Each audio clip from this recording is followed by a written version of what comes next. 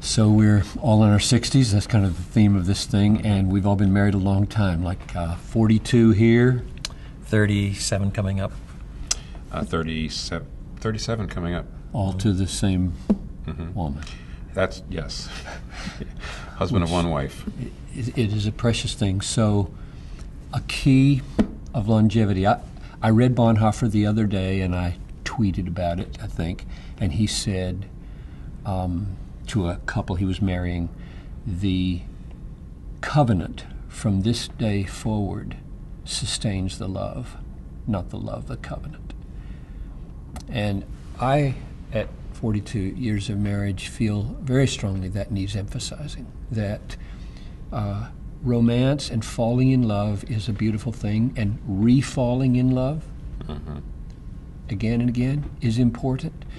And that re-falling in love after seasons of pain can be sustained only if you elevate covenant above those affections and that romance. So that's kind of my main message to the younger fellas and gals who would say, what do you want to tell us about our marriages? And I would want to say, you have covenanted, and God has created, God has united this, and you have covenanted. That covenant exists. It exists. Your affections, they exist, and then they don't exist. You get angry, and then you don't get angry. You feel so mad, you'd wonder, where did all that affection go? And that can be reborn because there's this massive platform. In popular terms, I heard that on British TV when I was doing doctoral studies in the early 70s. There was this old man who was being interviewed, who had been married for something like 60 years or 65 years, and his wife was there with him. And the interviewer was saying, during all this time, haven't you ever considered divorce? And he bristled. Divorce? Divorce?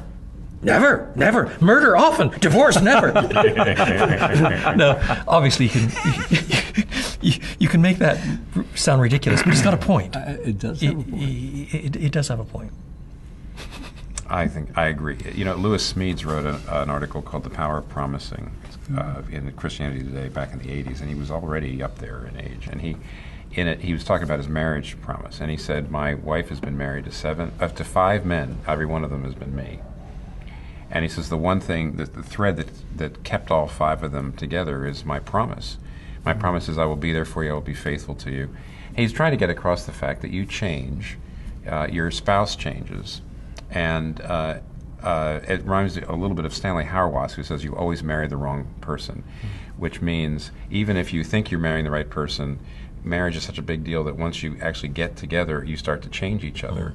And so the basis of your marriage can't be the feeling, and the basis of your marriage can't even be we're just kindred spirits, because your spirits will go in and out of being kindred. The thing that keeps it is the promise. I made a promise. I've made an appointment with you in the future to be your husband every year. I think you're absolutely right. It's a covenant. Yeah, and we've got to go because each of us has things to do here. But I would just underline, if that sounds too duty-oriented for people, that's the ground in which the flower grows. That's the ground in which, because if you're in a season right now where the flower is wilted, and you think the solution is to pull the plant up, that's not the solution. The ground of covenant, the ground of promise, the ground of no divorce, maybe murder.